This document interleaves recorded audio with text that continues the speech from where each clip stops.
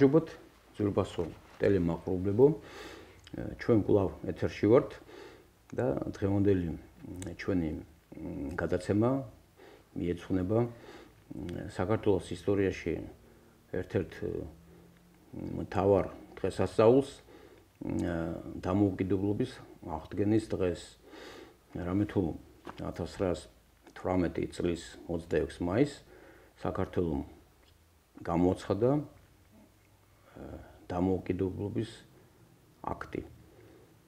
ჩვენ ყველანი ვზეიმობთ ყოველ წელიწადს დღესასწაულს, ულოცავ ჩვენი ქვეყნის ყველა მოქალაქეს ამ დღესასწაულს, რომელიც როცა ვლაპარაკობთ საერთოდ საქართველოს მიერ ამ დღის გამოცხადებასთან დაკავშირებით და იმის ირგვლივ ვტრიალებთ ხოლმე, ხო? ამა თუ იმ გადაცემაში ჩვენ უნდა გავიხსენოთ რა პერიოდს დაემთხვა საერთოდ ჩვენი ქვეყნისთვის ეს დღე.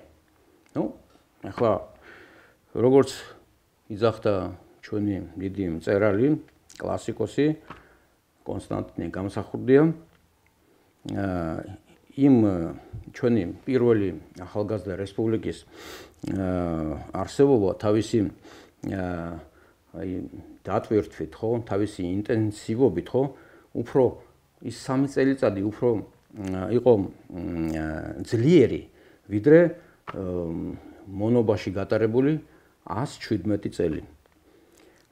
მონობაში იმიტომ ვიძახი, რომ საქართველოს 1800 პირველი წლიდან ვიდრე 1917 წლამდე ვეებერთელა რუსეთის იმპერიის ფარგლებში შედიოდა.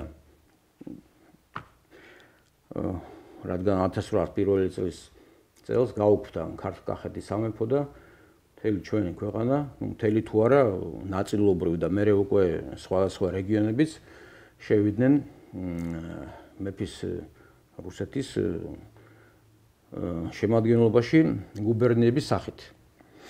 საქართველოს არავინ არ შეეკითხა, ასე მოხდა.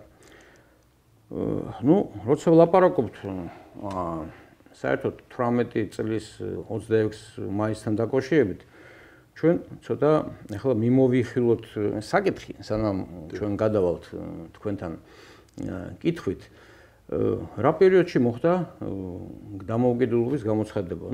ისტორიულად 1917 წელს რუსეთში მოხდა დიდი კატაკლიზმები და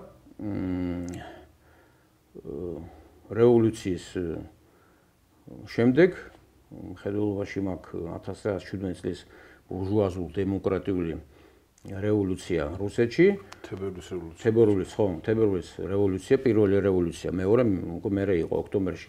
იმ რევოლუციის შედეგად, მეფე გადააყენეს ფაქტია, რომ ფაქტურად ეს რეალური რევოლუცია იყო. რეალური რევოლუცია ეს იყო, კი ბატონო. მეფე გადადგა და ამის მერე უკვე იფეთქა სხვადასხვა პოლიტიკურმა კატაკლიზმებმა, როგორც მე ვთქვი.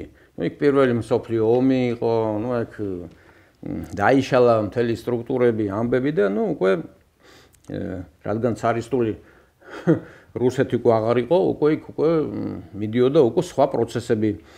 ამიტომ სიტუაცია, რომელიც მაშინ შეიქმნა, ხო, ცოტა სხვანაირი იყო. რუსეთის ვეებერთელა არმია დაიშალა. ეს უკვე მოხდა 1918 წლის დასაწყისში დაიშალა.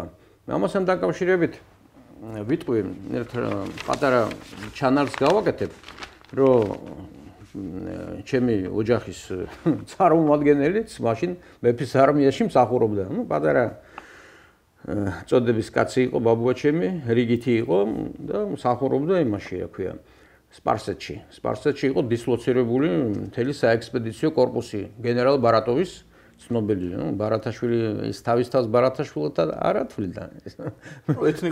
ეთნიკურად, ხო, წარმოშობით ქართველი იყო და იმ საექსპედიციო კორპუსში ერთ-ერთი ნაწილში მსახურობდა ბაბუა ჩემი.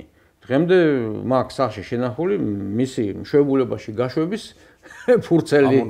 ხო, ამონაწერი, სადაც წერია, რომ 8 კვირიან მშვენებულებაში უშვებენ და 8 კვირის მერე უნდა დაბრუნებულიყო, მაგრამ მაშინ ისეთი სიტუაცია იყო ქვეყანაში, რომ თბილისში ძლივს ჩამოაღწია საწყალმა ბაბუაჩემო და აწი უკან ვიღა გაუშვებდა.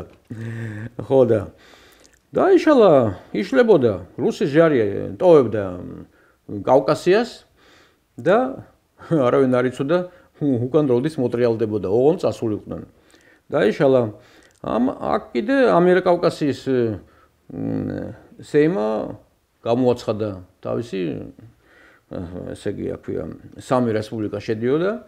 ცოტა ხანს იარსება ამიერკავკასიის რესპუბლიკამ და უკვე 1918 წლის 26 მაისს თბილისში აქ ბატონო მაშინ გოლოვინის პროსპექტი ერქვა, დღევანდელი რუსთაველის პროსპექტი, გამოაცხადა სამმა რესპუბლიკამ თავისი დამოუკიდებლობა. საქართველოს 26 მაისს გამოაცხადა სომხეთმა და აზერბაიჯანმა იმავე შენობაში დაფაც ამშვენებს რომ შედიხართ მოსწავლე ახალგაზრდობის სასახლეში ფასადზე.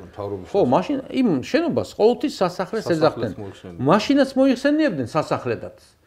მერე პერიოდში, როცა იქ საბჭოთა, როცა მენშევიკური მთავრობა იჯდა, როცა საბჭოთა პერიოდში სანამ აშენდებოდა ის მთავრობის სახლი, რომელიც მერე სამხედრო ტაძრის აშენეს. ამ შენობასაც სასახლეს ეძახდნენ და პრინციპში აქამდე სასახლეს ეძახიან, ინერციულად სასახლეს ეძახიან. მთავრობის სასახლე მე მთავრობის სასახლე, ხო, იმიტომ იქ სახკომ საბჭოს თავმჯდომარე იქ იჯდა, ხო?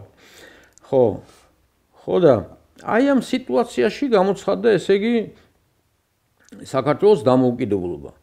რუსეთი მაშინ დასუსტებული იყო და როგორც ჩანს თავისი საქმეებით იყო დაკავებული ბატონო მამია და მას იმ პერიოდში საქართველოსთვის არ ეცალა.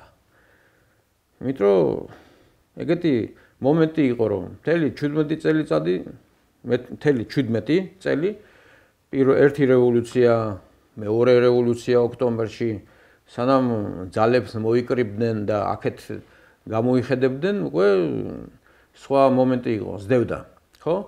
ამისთვის არ ეცალათ. მით უმეტეს ლენინმა 1918 წელს გამოაცხადა დეკრეტი ყველა ესე იგი იმ ხალხის თვით გამორკვევის შესახებ, რომლებიც შედიოდნენ ვებერთელა რუსეთის იმპერიაში. აქ შედიოდა ფინეთის დიდი სამთავრო, პოლონეთის სამთავრო, ხო? სამეფო, ხო? ველიკაია царство польское, ხო? შედიოდა პრიბალტიკის სამივე ქვეყანა, ხო? აქეთ საქართველოს, აზერბაიჯანი, მაგრამ აქ საქართველოსთან და ამ ორ რესპუბლიკას მიმართ სხვანაირი პოზიცია დაიკავა, აქ ნავთობი იყო, ამიერკავკასიაში სხვა სიტუაცია იყო, პოლიტიკური, ეკონომიკური და აქედან გამომდინარე კიდე უამრავი სხვა მომენტები. იქ ევროპა უმყარებდა ზურგს ფინეთს, პრიბალტიკას, პოლონეთს. იქ ცოტა სხვა მომენტი იყო. აქ ცოტა სხვა იყო. მით უმეტეს ეს მთელი 1918 წელი მიმდინარეობდა ბრძოლა რა ფრონტების რკალში იყო მოხვედრილი ამხელა ვეებერთელა რუსეთის ყოფილი იმპერია და იქ ხომ ძალების მოკრება იყო საჭირო, რა? ამ სიტუაციაში საქართველოს გაემიჯნა, გამოცხადდა დამოუკიდებლობა. მაგრამ ამ დამოუკიდებლობის დაცვა ნამეტანი აი 2 წელი და 8 თვე იყო საქართველოს დამოუკიდებელი. აი ამ 2 წლის და 8 თვის განმავლობაში თავისუფალი დრო, დასვენების დრო საქართველოს არ აქონდა. რატომ? ჯერ ერთი აქ დასავლეთიდან რას მოიმოქმედებდა რუსეთი არავინ ჯერჯერობით არ იცოდა. აქ კიდე მეორე მოთამაშე ყოფილი ოსმალეთის იმპერია, თურქეთის რესპუბლიკა იმას მადა გაეხსნა. იმას არ ჰქონდა დავიწყებული რომ 1877-78 წლების რუსეთ-თურქეთის ომის დროს ტერიტორიები დაუთმო, უზარმაზარი ტერიტორიები დაუთმო მაშინ რუსეთს. რუსეთი ახლა არ იყო. ვინ იყო? ვინ იყო საქართველოს დემოკრატიული რესპუბლიკა. არსის არდაგანის ოლქები ჩვენი ისტორიული. ხო, არდაგანი, არდანის, ფოცხოვი, ოლთისი, რა ვიცი, ძალიან დიდი ტერიტორია, შავშეთი, ჩვენი ისტორიული მიწაწყლები. რას მოიმოქმედებდა თურქეთი ანალოგიურ სიტუაციაში? არავინ ხომ არ იცოდა. კაის არაფერს მოიმოქმედებდა შეიძლება. ხო, კარგს არაფერს არ მოიმოქმედებდა, თავისთავად ცხადია, მაგრამ საშიშროება რჩებოდა. უზარმაზარი საშიშროება რჩებოდა. ამას კიდე ემატებოდა ყოფილი ბორჩალოს ოლქის ქვედა წელი, რომელიც მერე შემდგომ პერიოდში გუბერნია და მაზრა გაიყო და ქვემო ნაწილი ალავერდი და მისი რა ქვია საბადოები, სპილენძის საბადოები მოექცა დღევანდელი სომხეთის რესპუბლიკის ფარგლებში და რაც ზემო წელშია, დღევანდელ საქართველოს შემადგენლობაში არის. აი ასეთი ვითარება დახვდა, ესე იგი, მაშინდელ 26 მაისს. მე მინდა მაყურებელს ვაუწყო, დღევანდელი ჩვენი სტუმარი, უკვე სტუმარი აღარ არის. უკვე რამოდენიმეჯერ ჩვენ მანამდეც ჩვენ ბევრჯერ ობიექტივის და სხვა ტელევიზიების მეშვეობით საუბრობთ ხოლმე საქართველოს სამხედრო ისტორიის და არა მარტო სამხედრო ისტორიის სხვა საკითხებზეც ჩვენ ვსაუბრობთ და დღევანდელი ჩვენი სტუმარი, კაი სტუმარი იყოს.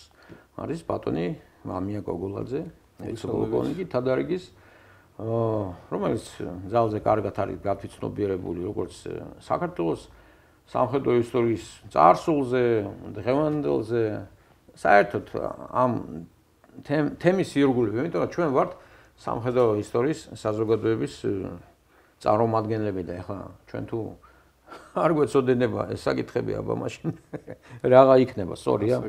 მე მინდა ბატონო მამია თქვენთან გადმოვიდე აი ასეთი კითხვით. გამოცხადა დამოუკიდებლობა, ხო?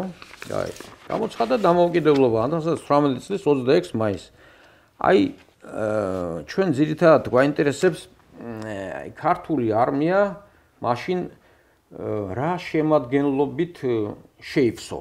მე მყავს ხედულობაში რუსეთის აი ფრონტებიდან საქართველოს მიმართულებით რომ მოდიოდა ამხელა მასა გინა ოფიცრობისა, გინა დეზერტირობა დავარქვათ მაგათ, ისინი მოდიოდნენ საქართველოს ჯარში შესასვლელად, ხო? გინა პატარა ოფიცრები, უფროსი ოფიცრები, გენერალიტეტი, ყველაშორის ამასთან დაკავშირებით მინდა ვთქვა, რომ ბევრი გენერალი დაიღუპა ჩრდილო კავკასიაში, რომელიც მოდიოდნენ საქართველოს არმიაში შესასვლელად, მაგრამ იქ წითელი ტერორის დროს პიატიგორსკთან ცნობილი დახვრეტები მოხდა. ცნობილი დახვრეტების დროს ძალიან ბევრი ქართველი ეროვნების გენერალი, უფროსი თუ უმცროსი ოფიცერი შეიწირა. აი, როგორ იდგა ეს საკითხი? მაშინ ვინ იყო, ვთქვათ, ვინ გვეხმარებოდა, ვინ იყო მაშინ ჯარის რეორგანიზაციის, რა ქვია, უფროსი, აი მე ვიცი რომ გაბაშვილი ძალიან აქტიურად მუშაობდა. გთხოვთ. პირველ რიგში მინდა ჩვენს მოსახლეობას მიულოცო დღევანდელი დღე და საუკეთესო უსურვო და მალე მართლა ისეთი გვენახო საქართველოს, როგორც ჩვენ გვინდა, გაძლიერებული, სიყვარულით, სიკეთით ახსავსე და ამ ზიზღის და აი ამ ბოროტებისგან თავისუფალი. ყველაფერი კარგად იქნება თუ მოინდომეთ. კი, აუცილებლად ეგრე იქნება. სხვანაირად არ შეიძლება იყოს. რა თქმა უნდა. მე ზოგჯერ საყოველთაოდ ესეთი მკაცრი ნუხარო აი ამ იმ პერიოდის მთავრობის, მე ყველა მთავრობის მიმართ მკაცრი ვარ. მე რომ ეხებოდეს ეს არაფერს არ ვიტყოდი, მაგრამ სამშობლოს და ქვეყანას ეხება. ამიტომაც ვთქვათ რომ ესე 1918 წლის 26 მაისის შეიძლება ეს გამოცხადება ლამის ზალიზალით მიაღებინეს ჟორდანიას და მის ხელისუფლებას. გერმანელების უშუალო ზეწოლით მოხდა ეს. ეს რომ არ გამოეცხადებინათ დამოუკიდებლობა, მაშინ უკვე თურქეთი ვინ იცის სადამდე მოვიდოდა უკვე. რეალურად იმას ძალა ვერ აჩერებდა. ეს ცნობილი ფრაზა არის მაშინ რომ თქვენ მოკალით დემოკრატია რუსეთშიო. მასაჯორნენა. და აქვე სხვათა შორის ახლა აქტუალური თემაა დღესაც. თქვენ ახსენეთ ესე იგი გენერალი გაბაშვილი. ჩვენი საერთო მეგობრის ბაბუა იყო ის. გახსოვთ? გარდაიცვალა ის კაცი. გოგი აცხონოს და კიდევ იყო მათ გაბაშვილი პოლიტიკური მოღვაწე ალექსანდრე რომელიც იყო შვილი აი ამ ჩვენ ცნობილი ბავშვთაბჭელის გეტენდე გაბაშვილის. და აი ის პირდაპირ ამბობდა რომ საქართველოში ასე რომ ვთქვათ პოლიტიკურ სიტუაციას კარნახობდა გერმანია იმ პერიოდში. მაშინ ეგრე იყო. დიახ და მე შემოთავაზეს პირადად რომ შესაძლო გადატრიალების შემთხვევაში თუ იქნებით თანახმა რომ ერთ-ერთი ხელმძღვანელი პოსტი დაიკავოთ ახალ მთავრობაშიო. მე დავიბენიო ეს რომ არც მალავდენო გერმანელები რომ ნოჟოდანიას და იმ მთავრობას არ ენდობოდნენ რამე თუ აი პრორუსულად იყვნენ განწყობილებიო ეგენიო. გადატრიალებას გადაურჩით, მაგრამ წითელ ანექსიას უკვე ვერა. და გამოცხადა დამოუკიდებლობა და იმას ხვდებოდნენ რომ თუ არ იქნებოდა შესაბამისი ჯარი მაშინ აზრი არ ქონდა ესე დამოუკიდებლობას არა, იმიტომ რომ ასაგურულია. ზედი მიყოლებდა სომხეთ აზერბაიჯანმა სომხეთმაც გამოაცხადა, იქ კიდე თურქეთი პირდაპირ გაგებით ხმლით ხელში და თოფით ხელში უკვე როგორც თქვენ ბრძანეთ შესანიშნავად რომ ამბიციები გაუჩნდა წინა 1978 წლების დროს დაკარგული ტერიტორიების დაბრუნებისა. თან პარალელურად რუსეთსა და ლენინსა და უკვე ათათურქს შორის, რომელმაც უკვე ყიშიერად მოიპოვა ეგ ძალაუფლება და ის დაქუცმაცებული თურქეთი და მთლიანად დემორალიზებული ფეხზე წამოაყენა. გარიგებები ხდებოდა. რუსეთს თვითონ უჭირდა რა და რამხელა ოქროსთი დაეხმარენ თურქებს. იარაღით, საბრძოლო მასალით შეიძლება ითქვას, რომ რუსეთის მნიშვნელოვნად შექმნილი არის თურქეთის თანამედროვე ეს დღემდე ზეგლი დგას. დღემდე აბა ის ტაჰრირის მოედანზე, სადაც არიან ესე იგი ვოროშილოვი და მეორეზე ფრუნზე არ არის, არალოვია ეს. არალოვი ასრულებდა მაშინ მოლაპარაკებებში ძალიან დიდი როლია. სამხედრო ატაშე და დაზვერვა იყო ასე რომ. და იმე ორმოპიროვნებმა გააწყვიტ ისაქნა ვოროშილოვმა და არალოვმა და დღემდე ახლა ულიან იმას და ყვავილები მიაქვს და რომ ის ისტორია მათთვის ეს სადაც არის მათი ქვეყნის ისტორია რომელშიც მოწინააღმდეგეს ხელისუფლების წარმომადგენლებმა ძალიან დიდი როლი ითამაშეს. და სხვათა შორის აქ ჩვენსავით კი ერთი ჩამოგლიჯეს ახლა და გაანადგურეს კულტურის შეინარჩუნეს ეს იმიტომ რომ ისტორია. აბა ჩვენთან კიდე აი ხო ვიცით რა საულელო სიტუაცია არის. და უკვე ძირითად თემას დაუბრუნდებით, ფაქტი ჯიუტი იყო, საჭირო იყო არმიის შექმნა. კი. აქ ცოტა უფრო იმას დაოჩქარებ მოვლენებს და ესე იგი პირველი მსოფლიო ომის დროს დაახლოებით 180,000 ჯარისკაცი გამოყო საქართველოს ფრონტზე გაგზავნის მიზნით. მეორე წევაც იყო 200-მდე იყო. დაახლოებით უკვე ზუსტი ციფრი არ არსებობს ჯერჯერობით. ძალიან დიდი კვლევა-ძიების საქმეა და ჩვენ ამაზე მუშაობთ პრინციპში. დიახ და ესე იგი როდესაც ჩამოიშალა ეს სხვადასხვა მეთოდებით იმით მთელი ეს რუსეთის იმპერია და შესაბამისად თავისი ჯარის ბუნებრივია რომ ბევრი ჯარისკაცი ბრუნდებოდა თავის სამშობლოში საქართველოში. ძალიან კარგადაა აქ ჩვენ ლეგენდარულ პოლიკარპე კაკაბაძეს ეს ნაჩვენები. იმაში აქვია. ყვარყვარე თუთაბე. ეს ფილმში რა იყო იმდროინდელი ჯარი. ფაქტობრივად მართლაც ესე იყო. დეზერტირების ბაზარი ეს ატო ერქვა. აი მანდ ყველაფერს კიდე. მაგრამ უყურეთ რა ხდება მაპატიეთ ავტონომია.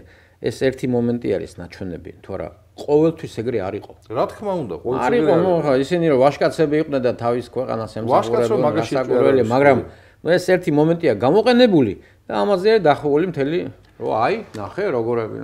ეხლა იქ ჩვენ ეგეთი რამე ჩვენ კიდევ რუსეთს გვინახია. ეხლა რუსეთს რო აქვს სტრატეგიული დაზვერვა, ყავდა, ხო, ყველასათვის არავისთვის არ არის ისა აქვია, ხო? მაიქ საოლოლაკში ქონდათ მაგათ ოფისი, სადაც კიროვი ეხლა იჯდა თუ არ იჯდა, ფაქტია, სრულფაბიანი წარმომადგენელი იყო. ხო, წარმომადგენელი იყო, ხო და აი მათ ყავდათ ასეთი მოღვაწე. გვარად იყო სიტინ. ცნობილი გენერალი იყო რუსეთის არმიის და რომელიც მერე საბჭოელების მხარეს მუშაობდა. მან ყველაფერი იცოდა ყველაზე. ქართული არმია მაშინ წარმოადგენდა ერთ-ერთ მთავარ ობიექტს. ხონა სოდნოდათ ვის ებრძვიან ინტერესის ობიექტი. რასაკვირველია ინტერესის ხონა სოდნოდათ ვის ებრძვიან. ვის წინააღმდეგ უნდა გამოიყვანონ ჯარი. ამიტომ ყველაზე ქონდათ ინფორმაცია. მე მახსოვს ძალიან კარგად რომ გენერალი კოინტაძე დაახასიათა უმაღლეს დონეზე. მორალური, ფსიქოლოგიური, ყველაფრიანად უმაღლესი რანგის გენერალიაო და ერთი ჩვევა აქვს. ძალიან ხშირად ეწევა პაპიროსს. ეხლა ნერვიულობდა ეხლა ის კაცი რა, ყველაფერზე გაქანება არ მიცეს რა. ეხლა რა გამოდის რომ აი პაპიროსის მოწევაც თვალთვალის თვეშ რატო ეწევა პაპიროსს? წვრილმანები არ არსებობს. ხო, წვრილმანები ამ საქმეში არ არსებობს. არც მაშინ არსებობდა, არც მერე პერიოდში არ არსებობდა, მაგრამ ამასაც მიაქციეს ყურადღება. აი, ამაშია საქმე. და თვითონ ეს სტრატეგიული დაზვერვის წარმომადგენელი სიტინი მერე დახვრიტეს უკვე 27 წელს. თვითონ საბჭოელებმა დახვრიტეს. ну ალბათ ბევრი იცოდეთ და იმედოს გაასუხარეს ასე ვთქვათ, მაგრამ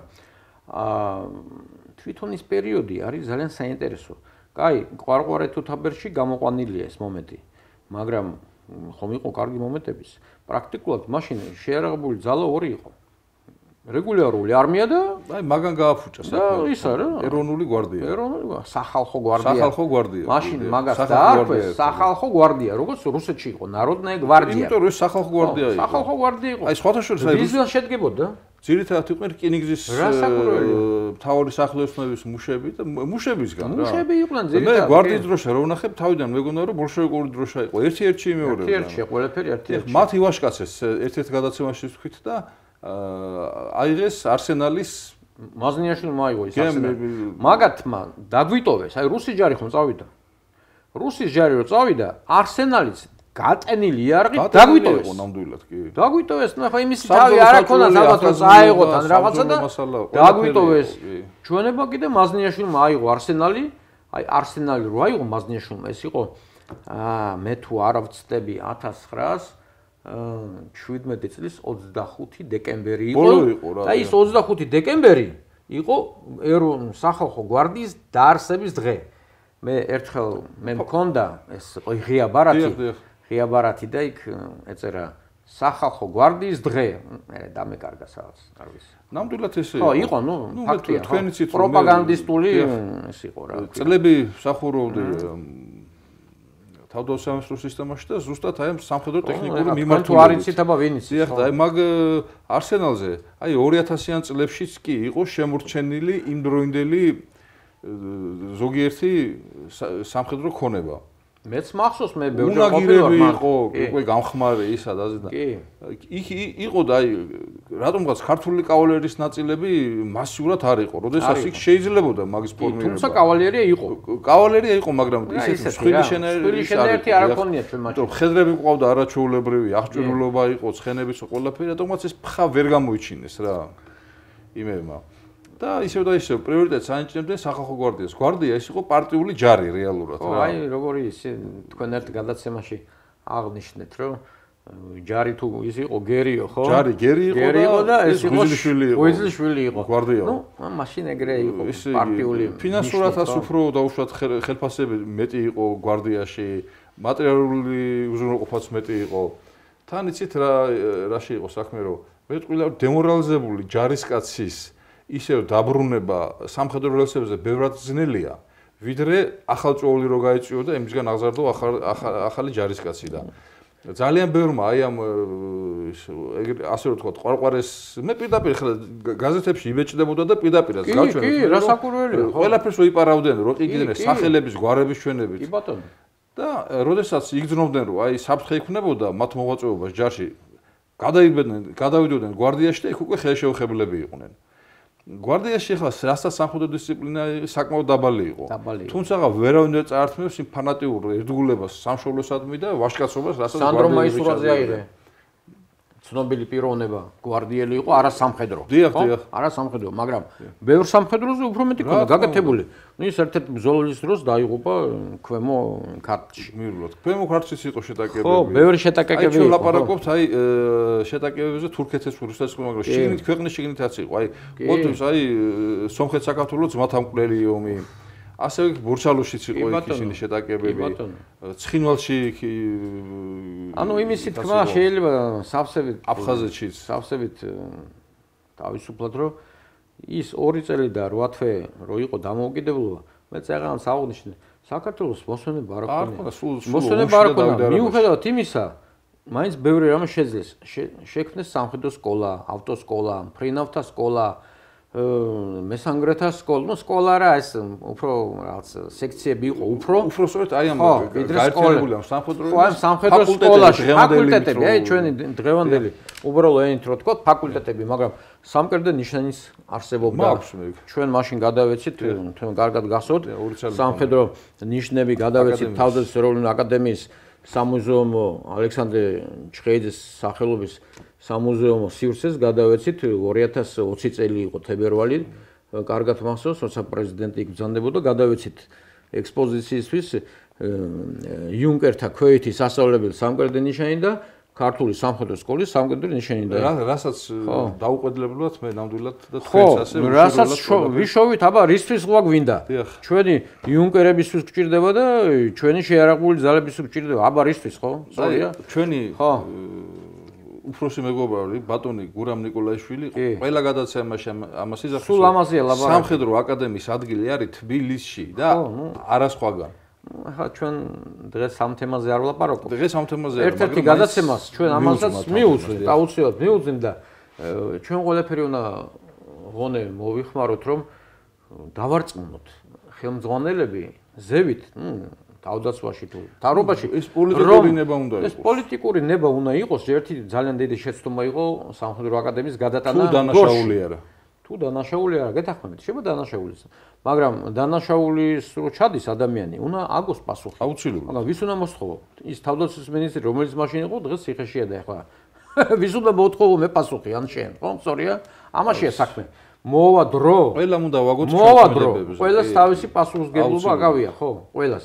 უნდა დადგეს ის დრო, რომ სამხედრო აკადემია დაბრუნდეს იმ კედლებში, საიდანაც გააძევეს. უკანონოდ.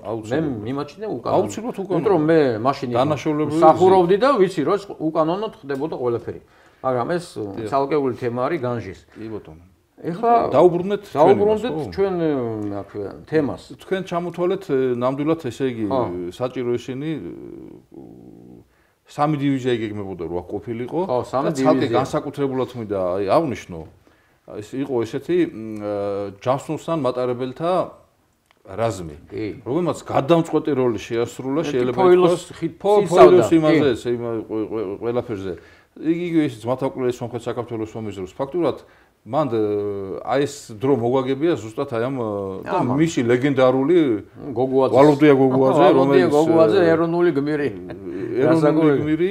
მაშინვეც უნდა ყოფილიყო რევოლუციის რაინდი არ იყო ეს წოდება მაგრამ რევოლუციის რაინდი იყო წმინდა გიორგის ჯურების კავალერი და სხვა აი ჯილდოებით უგნებოთ განვავრცოთ ეს თემა და არა ჯილდოებთან დაკავშირებით ჩვენ მაშინ ჯილდოების დაწესება ვერ მოვასწარით მაგრამ გაიცემოდა რაც იყო გიორგი ჯურები რაც იყო იქ სტანისლავი ვლადიმერი რაც იმითი აჯილდოებდნენ სოჩის აღებისათვის ბატონო ვახტანგ გურულმა გენერალი მაზნიაშვილი სტანისლავის პირველი ხარისხის ორდენით დააჯილდოვა სოჩის მაგრამ ამასთან დაკავშირებით პატარა რაღაცა მინდა გითხრათ მე მინახავს ბევრჯერ ქაქუცა ჩოლოყაშვილს წმინდა გიორგის ნიშანი მაგრამ როგორი იცით აი გერბი რო არის საქართველოს გერბი რო არის ვერცხლში ჩამოსხული ეს ეკეთა ტანსაცმელზე ძველ სურათებზე ჩანს, მაგრამ ეს პროტოტიპი იყო მომავალი ორდენის. ეს შეიძლება უბრალოდ ერთგვარი სამახსოვრო ნიშანი იყო იმ რაზმის.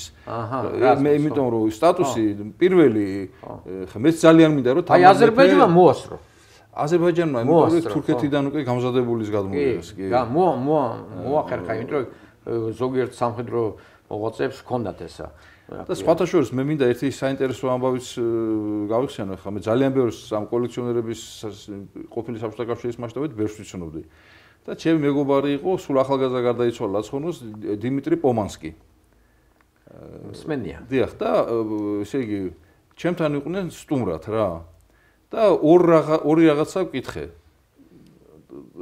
და კიდევ ერთი მისი მეგობარი იყო ის ძალიან მიღებული არის ამ საზოგადოებაში და აი ეს მეტრიალებდა მე კარგად მახსოვს, როდესაც სხვათა შორის პირდაპირ იძახდნენ თბილისის განთავისუფლების ზავზეა წიფლისა. ესეთი წარწერა ჰქონდა, როდესაც ორჯონიკიძე დააჯილდოეს აზერბაიჯანის წითელი დროშის ორდენით. ოქროში იყო ჩამოსული. ოქროში სპეციალურად მისთვის. ის ცნობილი ფაქტია. სტატუტით ის ვერცხლი უნდა ყოფილიყო და მეორე მხარეს ჰქონდა გრავირებით ზავზეა წიფლისა. გითხრათ, ზავზეა წიფლისა. კი, ცნობილი ამბავია. და ესე იგი ეს ფაქტი მაქსიმ-ლენინიზმის დირექტორები იყვნენ რა, ესე იგი ბატონი ფილიპე მახარა, ის ფილიპე მახარაძე არა, სხვა, მეორე არაჩვეულებრივი უპატიოსნესი ადამიანი და ბატონი დევის ტურუა, ცენტრალური კომიტეტის და აი მათ ნანახი ჰქონდათ და იძახდნენ და მე დამირეკა მეგობარმა მოსკოვიდან რომ აი მეო დავწერეო განცხადებო წიგნს ვცემო და ეგო ჯილდოები ახლა ინახება ადრე იყო გიმ გასვასისაშკი მუზეი და ახლა არის პრეზიდენტის პატრონოს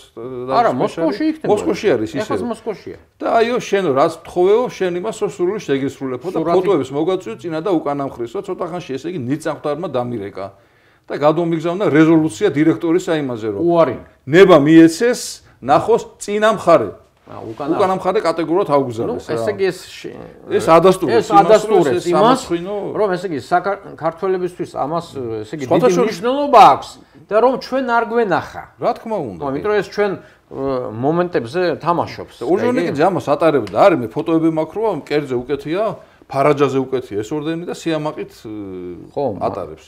ატარებდა მაშინ. ხო, რას ვიზამ? ეს ისტორია, მაგრამ და ადრეს ვთქვი და ეხლაც ესე იგი თამარ მეფის ნიშანი კი ჰქონდა ჩვენ, მაგრამ ორდენის სტატუსი ამას არასდროს არ ჰქონდა. პოლკოვის знаკი იყო ეს. პოლკის ნიშანი იყო, მე მაქვს ესე იგი თბილისში დამზადებული, აი რომელიც ეგრეთ წოდებული ის არის, საშტატო როგორც უნდა იყოს, რაღაც აი კალის და რაღაცის შენადნობი ხა მე თვითონ არა ვერცხლი. არანაირი ვერცხლი არ არის. და კიდევ მაქვს ორი, ერთი ვერცხლის არის ეს თამარის ნიშანი, რომელიც უკვე ევროპაშია მოგვიანებით გაკეთებული. ერთი არის კიდე წმინდა ვლადიმერის ვარსკვლავია გადაკეთებული თამარის ორდენად. ვიცი მე, ბევრი მინახია მე ეგეთი ვარიანტები, რომელიც გადაკეთებული იყო.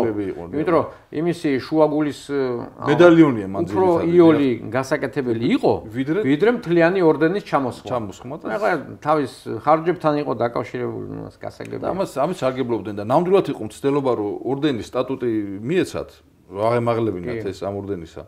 მაგრამ ესე იგი ის 1915 წელს ქართული ლეგიონი რომელიც გერმანიის შემადგენლობაში თურქეთში დამოუკიდებლობის კომიტეტის მიერ შექმნილი. დამკომმა უკვე ეს ლეგიტიმური ორგანო არ იყო და მაგ ძალა არ ქონდა. რეალურად იურიდიულად ორდენს ვერ უწოდებდით მაგას. თორე სამად გაკეთეს სამხარისთან. თქვენი აზრით მაინც რამდენი დაიბეჭდა ეს ნიშანი? ზუსტად ციფრს ვერავინ იმიტომ რომ გერმანელებსაც აჯილდოებდნენ, როგორც გერმანელებს, ავსტრიელებს, პირველ რიგში მაგებს აჯილდოებდნენ. აი, მაგეთი შექმნილი იყო პრაქტიკულად. აი როგორც მე ძველი კოლექციონერებისგან ვიცი დაახლოებით აი 100-დან 200 წლამდე იყო საქართველოში ეს დამზადებული და რაც შეეხება ევროპაში დამზადებულებს უბრალოდ იქ უკვე ბევრი იქნება. მოგონებში წაკითხული მაქვს. იმიტომ რომ მეორე მსოფლიო ომის დროსაც აჯილდოებდნენ. მეორე მსოფლიო ომის დროსაც იყო ეს გააკეთებული. უკან სვასტიკის ნიშანი ჰქონდა. დიახ. მე ხელში მეჭირდა. აკრძალულია კი.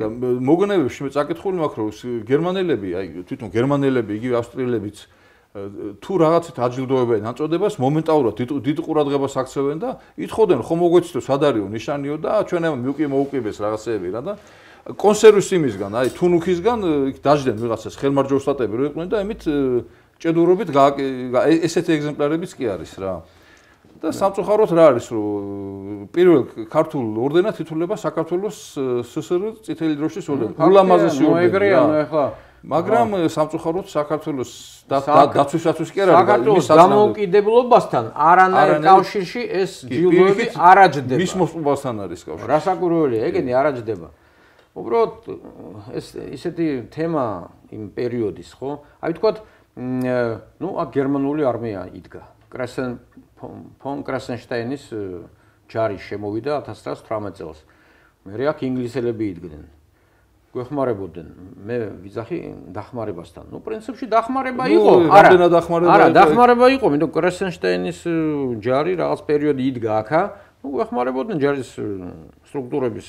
გერმანელები ნამდვილად გვეხმარებოდნენ. ინგლისელები ახლა იქ რა დახმარება იყო, იქ უფრო პოლიციური ფუნქციები ჰქონდათ მაგათ. მე მგონი. ნუ ეგენი როგორც პოლიციაში ახლა ხო, გველურად იქცეოდნენ და ხო.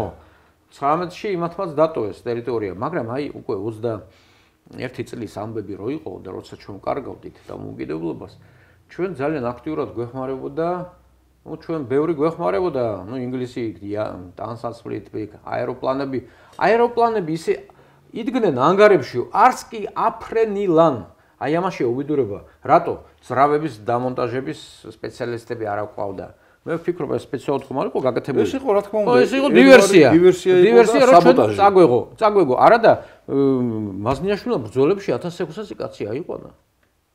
მაზნიაშვილი მოვლენა იყო საქართველოს. აი მერე უკვე ამან რო აიყვანა 1600 კაცი, მერე უკვე და გაატარა, ხო, თბილისის ქუჩებში. მერე უკვე მეორე მსოფლიო ომის დროს სტალინმა იგივე გაუკეთა გერმანელებს და გაატარა მოსკოვის ქუჩებში. ჩვენ კიდე გვეხმარებოდა ძალიან აქტიურად საფრანგეთის ფლოტი. მაგრამ ეხლა იქ საფრანგეთის ფლოტს ბევრი არაფერი არ შეეძლო. 1-2 ზალპი გაუშვა აფხაზეთის სანაპიროსკენ და ეგ იყო და ეგ მეტი არაფერი. იტალიას საექსპედიციო კორპუსი ყავდა გამზადებული, რაოდენ გასაკვირის ეს გეგმა არ გამოვიდა. ეს გეგმა უნდა ჩამოსდარიყო. კორპუსის ფორმირება დაწყებული იყო. აქ პოლონელების კიდე იყო, მაგრამ პოლონელებს თავიანთი პრობლემა ჰქონდა და ისინი წავიდნენ. მე უკვე მადლობის ვარიანტი იყო, რომ ჩვენი ხალხი შეიკედლეს იქა და ამსახურეს და რაღაც პერიოდი იქ იყვნენ. ბევრი გმირლა დაიღუპა პოლონეთის დასვლა. ხო, იბრძოდნენ უკვე პოლონეთის საინტერესო რა არის, იცით? აი ლოგიკაში არ აჯდება, მაგრამ სხვა გამოსავალი არ აქვს.